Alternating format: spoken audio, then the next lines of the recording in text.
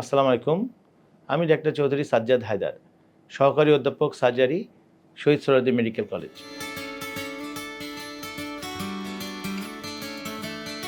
আজকে আমরা খুব কমন কিছু বিষয় নিয়ে আপনাদের সাথে আলোচনা করব।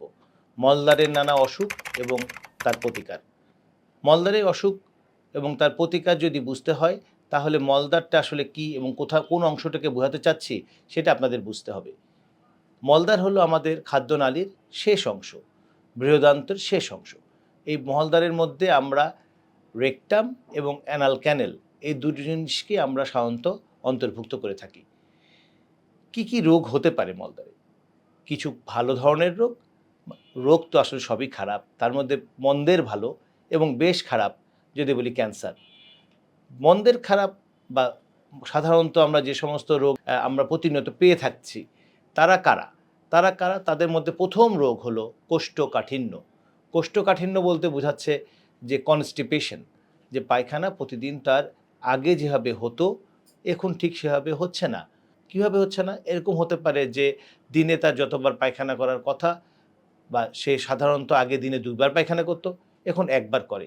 অথবা দেখা যাচ্ছে যে সাকসেসিভলি পরপর ৩ দিন বা ৪ দিন ধরে তার পায়খানা হচ্ছে না, এবং পায়খানা হলেও তার অনেক শক্ত পায়খানা, যে পায়খানা তার করতে হয়তো অনেক কিছু তার ওষুধপত্রের সাহায্য নেওয়া লাগছে, অনেক কিছু ডুশের ব্যবহার করা লাগছে, তবেই তার পায়খানা হচ্ছে। আমরা এই ধরনের যে সমস্যাগুলোকে পাই, তাদেরকে আমরা বলে থাকি কোষ্ঠকাঠিন্য। কোষ্ঠকাঠিন্য আসলে তাহলে কারণ কী এবং তার প্রতিকার কী?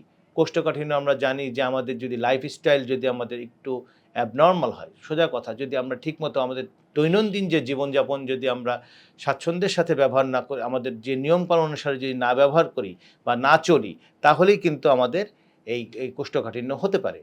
যেমন ধরেন, আপনি যদি খাওয়া-দাওয়ার মধ্যে বাইরের খাওয়া-দাওয়া রীতিমতো অভ্যস্ত হয়ে গিয়েছেন, তেল, চর্বি, ভাজা, পোড়া এগুলো খেয়েই চলেছেন। অথচ বাড়িতে যে প্রতিদিন রেগুলার আপনার শাক, সবজি ও পর্যাপ্ত পরিমাণে পানি খাওয়া, কিছুটা ব্যায়াম করা বা কিছুটা হাঁটা চলার মধ্যে থাকা, একটা নির্দিষ্ট পরিমাণ সময় ঘুমানো, এই ধরনের যে আপনার যে স দৈনন্দিন যে আমাদের লাইফস্টাইল হওয়া উচিত, তার থেকে আপনি অনেক দূরে সরে যাচ্ছেন, তখন কিন্তু এই কোষ্ঠকাঠিন্যের মতো সমস্যা আপনার হতে পারে। এছাড়া কিছু ওষুধের জন্যও হতে পারে, কিছু অসুখের জন্যও হতে পারে। তবে যদি এরকম কোষ্ঠকাঠিন্য হয়ে পড়ে, তবে এটাকে বেশিদিন পুষে না রেখে আমাদের অবশ্যই ডাক্তারের শরণাপন্ন হতে হয়। কিন্তু কিভাবে আমরা এর প্রতিকার করব? এর প্রতিকার আসলে উত্তরটা হচ্ছে অ্যাকর্ডিং টু দ্য কজ। যদি আপনি ঠিকমতো শাকসবজি না খান, যদি আপনি পানি না খান, যদি আপনি ঠিকমতো হাঁটাচলা না করেন, আপনার খাদ্যাভ্যাস যদি খুব খারাপ হয়ে থাকে, তাহলে অবশ্যই সেগুলো পাল্টাতে হবে।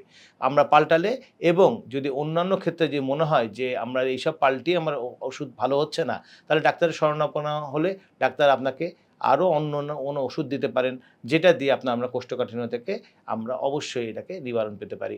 আমরা কিছু ড্রাগ দিয়ে থাকি, কিছু ওষুধ দিয়ে থাকি, যেগুলো হচ্ছে আমাদের পায়খানাকে নরম করে।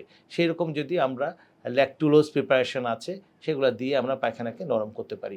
এছাড়াও আরও অন্যান্য নতুন অনেক আমাদের ওষুধ এখন সামনে এসেছে, যেগুলো দিয়ে আমরা পায়খানাকে আমাদের সহনীয় পর্যায়ে রাখতে পারি।